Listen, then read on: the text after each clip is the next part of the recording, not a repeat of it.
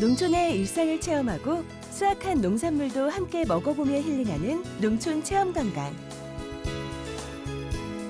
농협 네트워크스는 농가소득 5천만 원 달성을 위해 농업인과 함께합니다. 농업인과 소비자의 또 다른 만남. 우리 모두의 농촌 체험관광. 검색창에 곱함을 치면 만날 수 있습니다.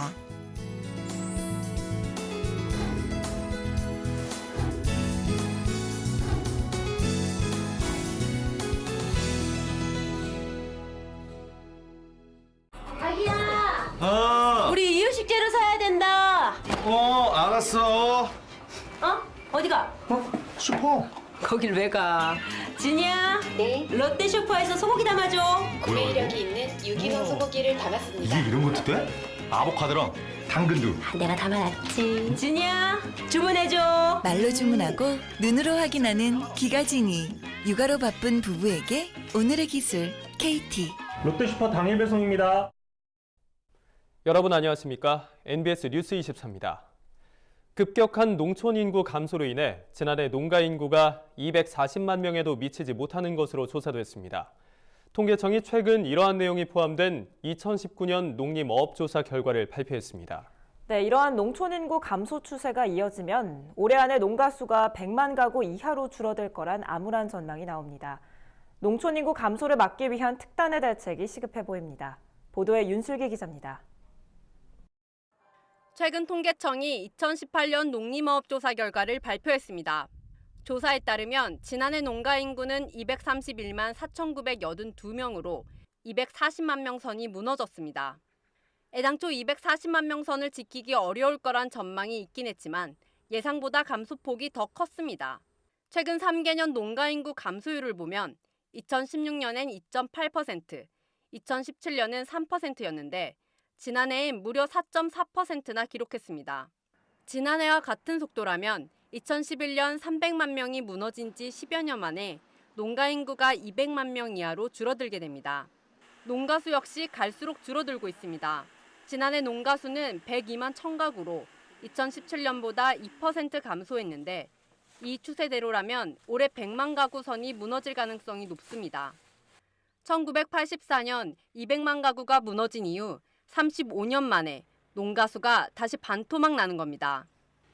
2018년 농림어업조사 결과 우리나라 농가 수는 2016년 1.9%, 2017년 2.4%, 2018년 2%로 최근 2%대의 농가 감소율을 보이고 있는데 첫 번째 원인은 경영주 고령화로 인해서 영농 포기와 농촌 지역에서 전출로 보이고 있고요. 이번 조사 결과를 보면 혼자 사는 노인이거나 연세가 많은 부부로 추정되는 1, 2인 가구가 전체 농가의 약 74%를 차지합니다. 농사를 짓지 않는 자녀들이 농촌을 떠나거나 은퇴한 뒤 부부끼리만 귀농하는 경우가 많아지면서 생긴 결과로 추정되는데 이런 가구 형태가 다수를 차지하는 게 농가 수 감소를 가속화시키는 요인으로 꼽힙니다. 또한 젊은 농가 경영주의 가파른 감소세도 눈에 띕니다. 지난해 40세 미만 농가 경영주는 2017년에 비해 18%나 감소한 7,624가구였습니다. 2017년에 1만 가구 선이 붕괴되면서 사상 최저치를 기록한 바 있는데 1년 만에 최저치를 갈아치운 겁니다. 특히 40세 미만 농가 경영주가 전체에서 차지하는 비중은 지난해 0.7%인데 반해 70세 이상은 44.3%를 차지해 고령화의 심각성이 다시 한번 드러났습니다. 농림축산식품부는 이러한 추세대로라면 전체 농가 경영주 중에서 40세 미만의 비중이 2020년이 되면 0.5%까지 떨어질 것이라고 예상하고 있습니다. 농업 농촌의 미래를 위해 농가 인구를 늘리기 위한 특단의 대책이 필요해 보입니다. MBS 뉴스 윤슬기입니다. 네, 2018 농림어업 조사 결과 지난해 농가 수와 농가 인구 수가 모두 심각하게 감소했다는 리포트 보셨습니다. 그렇다면 농가 인구 감소가 어떤 의미를 갖는지 또 어떤 대책이 필요한지 취재 기자와 함께 좀 더 자세히 알아보겠습니다. 네, 윤슬기 기자. 이 농가 인구 감소세가 많이 심각한 건가요? 네, 사실 농가 인구가 감소하는 건 어제 오늘 일이 아닙니다. 하지만 그 속도가 너무 빠르다는 게 문제인 건데요. 최근 3개년 농가 인구 감소율을 보면 2016년엔 2.8%, 2017년엔 3%였는데 지난해엔 무려 4.4%나 됩니다. 지금과 같은 속도라면 3, 4년 안에 농가 인구가 200만 명 이하로 쪼그라들 수 있습니다. 2011년 300만 명 선이 무너진 지 불과 10여 년 만에 100만 명이 더 줄어들 수 있다는 전망이 나오는 겁니다. 더불어 농가수 감소도 심각한데요. 지난해 농가수는 102만여 가구로 올해 100만 가구 이하로 떨어질 가능성이 높습니다. 네, 생각보다 농가 인구 감소가 심각한 상황인데요. 이렇게 감소세가 심화되면 우리 농업계에는 어떤 영향을 미치게 될까요? 네, 농가 인구가 줄면 농업계 목소리가 현저히 약해집니다. 농가 인구 감소는 곧 농촌 인구 감소로 이어져 농촌 지역의 국회의원이 줄어들게 되고 농민단체의 규모도 축소될 텐데요. 갈수록 농민의 이익을 대변해줄 사람이 사라지게 되는 겁니다. 그러면 국가 정책을 추진할 때 농업 예산 확보가 제대로 되지 않는 등 농업이 소외될 확률이 높아지는 거죠. 또 자유무역 협정을 맺을 때도 다른 산업의 이익을 확보하기 위해 상대적으로 목소리가 작은 농업 분야가 크나큰 희생을 치를 수도 있습니다. 네, 농가 인구가 계속 줄면 아무래도 농업계가 위축될 수밖에 없는데요. 그렇다면 이 인구 감소세가 줄어들 기미는 안 보이는 건가요? 네, 아쉽게도 농가 인구 감소는 더욱 빨라질 가능성이 높습니다. 농업 경영에 활력을 불어넣어 줄 수 있는 청년 농가, 중견 농업 경영인들의 추농은 부진한 반면 농촌 고령화는 갈수록 심해지고 있어서입니다. 이번 조사 결과만 봐도 지난해 40세 미만 농가 경영주는 2017년보다 18%가량 감소한 7,624가구로 사상 최저치를 갈아치웠습니다. 전체 농가 경영주에서 40세 미만 농가가 차지하는 비중도 0.7%에 불과합니다. 더욱이 현재로선 농업계의 허리 역할을 해줄 수 있는 40, 50대 비중 역시 모두 줄어들어 앞으로의 전망도 어둡습니다. 네, 들어보니까 문제가 매우 심각해 보이는데 혹시 농가 인구를 늘릴 만한 대책은 없습니까? 네, 우선 농가 소득을 향상시킬 방안이 마련돼야 합니다. 농업이 블루오션으로 인식돼야 사람들이 추농에 관심을 가질 수 있기 때문인데요. 더불어 농촌에서 사는데 불편함을 느끼지 않도록 교육이나 복지 등의 인프라를 확충하는 것도 좋습니다. 농촌의 정주 조건이 좋아지면 귀농귀촌 인구가 증가할 수 있어서입니다. 그리고 무엇보다 농업의 미래 세대 육성에 박차를 가해야 할 것입니다. 네, 농가의 인구가 더 이상 줄어들지 않도록 정부의 세심한 대책이 필요해 보입니다. 윤슬기 기자 오늘 설명 잘 들었습니다. 농림축산식품부가 지난해에 이어 올해도 초등 돌봄교실 과일간식 지원 사업을 벌이고 있습니다. 그런데 정작 학부모들은 해당 사업에 대해 잘 모르는 경우가 허다해 깜깜이 지원에 그칠 수 있다는 우려의 목소리가 높습니다. 김인경 기자가 보도합니다. 지난해 5월 본격 시행된 초등 돌봄교실 과일간식 지원 사업.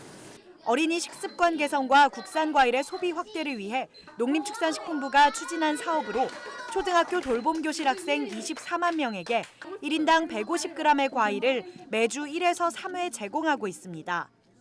초등 돌봄교실 학생들에게 먹기 좋게 자른 과일을 컵 용기에 담아 나눠주기 때문에 산지에선 컵과일 사업, 조각과일 사업이라고도 불립니다. 과일 간식 지원 사업을 두고 현장에서는 긍정적인 반응입니다. 과일을 먹는 어린이들의 영양을 챙길 수 있는 것은 물론 맞벌이 등으로 과일을 챙겨주기 어려웠던 부모들의 고민을 덜 수 있기 때문입니다. 또한 제철 과일의 고른 소비 촉진 효과를 기대할 수 있어서 과일 주산지 역시 좋은 평가를 하고 있습니다. 정부가 권장하는 공급 대상 과종은 과일의 경우 사과, 배, 포도, 복숭아 등 10종이고 과채류는 토마토, 딸기, 참외, 파프리카 등 6종입니다. 무엇보다 사업 예산이 국고와 지방비 등 전액 보조로 지원돼 자금 여력이 충분하지 못한 농산물 산지로선 반가울 수밖에 없습니다. 올해 예산은 국고 72억 원, 지방비 78억 원 등 150억 원이 책정돼 있습니다. 이런 가운데 최근 농식품부는 지난해 이 사업에 참여한 학부모 1,000명과 학생 1,000명, 학교 관계자 437명을 대상으로 설문조사를 한 결과 과일 간식이 필요한가라는 질문에 학부모의 96%가 그렇다고 대답했으며 과일 간식을 먹은 학생들 역시 계속 먹기를 원하는가라는 질문에 90.2%가 그렇다고 답했습니다. 이처럼 과일 간식 지원 사업이 학부모와 아이들, 농민들 모두에게 긍정적인 반응을 얻으면서 사업을 더욱 확대해야 한다는 의견도 나옵니다. 농식품부는 올해 사업 대상을 초등학생 1, 2학년 전체로 확대하기 위해 예산 증액을 요청했지만 국회의 문턱을 넘지는 못했습니다.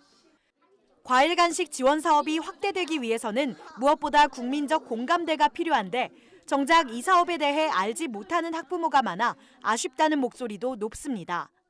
처음 시작이다 보니까 이제 우리 학부모님들이나 우리 농가들, 농업인들도 많이 좀 모르고 이렇게 해서 이런 부분들이 많이 홍보를 했으면 하는 좀 필요성을 많이 느끼고 있습니다. 어린이를 상대로 이제 뭐 체험학습이든지 어떤 자연과 연계할 수 있는 농촌을 더 사랑할 수 있는 어떤 프로모션을 준비해서 필요할 것 같고요. 지난해에 이어 올해까지 시범 운영 중인 과일 간식 지원 사업이 지속 확대되기 위해서는 정부와 교육당국이 적극적인 홍보에 나서야 할 것으로 보입니다. NBS 뉴스 김인경입니다. 정부가 아프리카 돼지열병 ASF의 국내 유입을 막기 위해 북한과 공동 방역 체계 구축 협의를 추진하기로 했습니다. 북한과 ASF 공동 방역 체계를 구축하지 않으면 ASF 국내 유입 차단 대책이 반쪽짜리에 불과하다는 지적을 반영한 겁니다. 정부는 또 솜방망이 처벌에 불과하다는 비판이 이어짐에 따라 불법 휴대축산물 반입 과태료를 상향 조정하기로 했습니다. 강창호 기자입니다. 정부가 북한과 ASF 공동 방역체계 구축을 위한 협의를 추진할 계획이라고 최근 밝혔습니다. 최근 통일부 당국자는 기자들과 만나 정부 차원에서 개기 시에 ASF 관련 남북 간 협력 필요성을 북측에 전달하고 ASF 공동 방역체계 구축에 대해서도 북측과 협력해 나갈 계획이라고 말했습니다. 이계호 농림축산식품부 장관도 지난 9일 아프리카 돼지열병 정부 합동 담화문을 발표하며 북한의 방역을 위한 협조 요청 의사를 전달할 것이라고 밝힌 바 있습니다. 북한에서 들어오는 멧돼지에 대해서는 굉장히 지금 주의를 기울이고 있고 서로 협조 요청 있어서는 우리가 의견을 전달할 계획입니다. ASF가 전 세계적으로 빠르게 확산하고 있어 북한의 ASF 발생이 의심되고 있는 데다 ASF 바이러스에 오염된 중국의 멧돼지가 북한을 경유해 국내로 들어올 수 있다는 우려 때문입니다. 유엔 산하 식량농업기구는 지난 15일 공개한 세계 조기경보, 식량안보 및 농업에 관한 조기행동 보고서에서 북한을 몽골, 필리핀, 태국과 함께 ASF 발병으로 인해 가축 건강의 위험에 직면한 매우 위험 국가로 지목했습니다. 학계에서는 북한에서 이미 ASF가 발병했다고 보는 시각도 있습니다. 정부와 더불어민주당은 햄, 소시지, 베이컨 등 축산물을 불법 반입하는 사람에게 부과하는 과태료를 대폭 상향키로 했습니다. 가축 전염병 예방법 시행령 개정을 통해 현재 최대 100만 원까지 부과되는 과태료를 최대 500만 원까지 올릴 예정입니다. ASF 바이러스에 오염된 불법 휴대 축산물이 반입될 경우 이것이 섞인 잔반으로 만든 사료를 돼지가 먹고 ASF에 걸릴 수 있기 때문입니다. 최근 대만은 ASF의 자국 유입을 막기 위해 ASF 발생국으로부터 불법 휴대 축산물을 반입할 경우 과태료를 최대 3천만 원까지 상향 조정하고 과태료 미납자에 대해 입국을 금지하는 조치를 시행했습니다.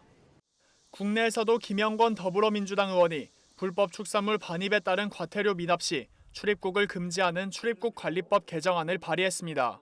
납입을 안 하면 그거에 대한 이렇게 추가적인 조처가 있어야 되는데 분명한 처벌이 이루어지므로 경각심을 갖고 대처하도록 하는 그런 효과가 있을 거라고 보고 과태료를 내지 않았을 때는 출입국 자체를 금지하는 법안을 지금 발의한 겁니다. ASF가 한번 발병할 경우 발생국의 양돈업을 붕괴시킬 수도 있는 만큼 바이러스의 국내 유입을 선제적으로 막기 위한 정부의 발빠른 대처가 중요해 보입니다. MBS 뉴스 강창호입니다. 느티 만가닥 버섯이라고 들어보셨습니까? 만가닥 버섯과에 속하는 식용버섯으로 오독오독한 식감에 줄기는 쫄깃쫄깃한 게 특징인데요. 저장 기간도 길어서 수출용 버섯으로 주목받고 있습니다. 이현경 기자가 소개합니다. 언뜻 보면 느타리 버섯 같기도 하고 또 팽이버섯 같기도 한 이것. 만가닥 버섯과에 속하는 느티 만가닥 버섯입니다. 재배 기간이 60일 정도인 일반 버섯과 달리 100일가량의 재배 기간이 필요해 백일송이라고도 불립니다. 느티 만가닥 버섯은 국내에서는 생소한 이름이지만 일본에서는 느타리를 대체한 버섯으로 인기를 끌고 있는데요. 국내에서도 대량 생산 체계가 구축돼 전통시장이나 대형마트 등에서 느티 만가닥 버섯을 쉽게 구입할 수 있습니다. 갓 보이는 식감이 오독오독하고 줄기는 쫄깃한 데다 다른 버섯보다 육질이 치밀하고 단단해 으깨질 걱정 없이 요리에 활용할 수 있다는 장점이 있습니다. 다른 버섯보다 버섯이 단단하고 사람들이 먹어보고 아삭아삭한 면이 있어서 좋다고 합니다. 특히 느티만가닥 버섯은 냉장실에서 한 달 동안 보관이 가능해 수출용으로 활용되고 있습니다. 2017년 기준 유럽과 캐나다, 미국 등에 307만 달러, 959톤을 수출하는 성과를 내기도 했습니다. 만가닥 버섯은 버섯이 탄탄하고 유통기간이 길어서 수출하는 데 유리할 것이라고 생각하며 따라서 버섯 수출 확대하는 데 도움이 될 것이라고 생각합니다. 느티만가닥 버섯의 뛰어난 효능도 주목받고 있습니다. 농촌진흥청은 지난해 느티만가닥 버섯의 한 품종인 해미가 항암 활성과 항바이러스 효과에 탁월하다고 밝혔습니다. 느티만가닥 버섯은 항암, 항염증 효과가 있는데요. 최근 농촌진흥청에서 이와 관련된 십지지 프로에놀류의 테르판 화합물 생합성에 관련된 유전자와 항바이러스 활성을 지닌 단백질의 생합성 유전자가 확인되어서 기능성을 확인할 수 있었습니다. 농진청은 느티만가닥 버섯처럼 인지도 낮은 버섯의 장점을 꾸준히 알려 버섯 시장에 활력을 불어넣겠다는 계획입니다. NBS 뉴스 이영경입니다. 다음은 지역 뉴스입니다. 전라남도가 본격적인 영농철을 맞아 농약 허용물질 목록 관리 제도, 즉 PLS가 조기에 정착되도록 농업인 교육과 홍보 활동을 강화하기로 했습니다. 전라남도는 PLS 대응 TF팀을 통해 교육 홍보를 체계적으로 추진하고 제도 시행에 따른 문제점을 발굴해 지원 방안을 마련할 예정입니다. 또 올바른 농약 사용 안내서와 전단지 등을 제작해 농민들에게 배부할 계획입니다. 강원도는 조사료 자급률 향상과 축산농가의 소득 증대를 위해 논사료작물 재배 및 이용 교육을 실시합니다. 이번 교육은 시군 담당 공무원 및 농가를 대상으로 논의 사료작물을 재배할 수 있는 조사료 생산 이용 기술 위주로 실시됩니다. 도는 이러한 교육 등을 통해 2023년에는 조사료 자급률을 80% 이상 수준으로 높일 계획이라고 밝혔습니다. 경상북도는 2019년 햇살 에너지 농사 지원 대상자 70곳을 선정하고 98억 원의 예산을 지원한다고 밝혔습니다. 이 사업은 농촌 유휴부지와 축사 등의 태양광 전기 생산시설을 설치하는 것으로 경북도가 역점적으로 추진하는 신재생에너지 보급 사업입니다. 지원 대상은 농어업인 개인 및 단체로 개인의 경우 태양광 발전 시설 용량 100kW 이하 기준 1억 6천만 원까지, 단체는 500kW 이하 기준 8억 원까지 연리 1%의 융자를 지원합니다.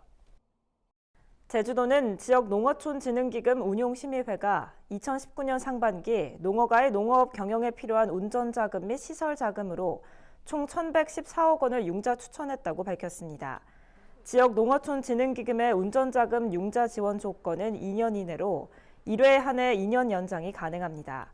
원금은 융자기간 종료 후 일시 상환하거나 융자기간 내 분할 상환할 수 있습니다. 또 시설자금은 3년 거치 5년 균분 상환 조건으로 수요자인 농어가 부담 금리는 연 0.9%입니다. 저희가 준비한 소식은 여기까지입니다. NBS 뉴스 24 마칩니다.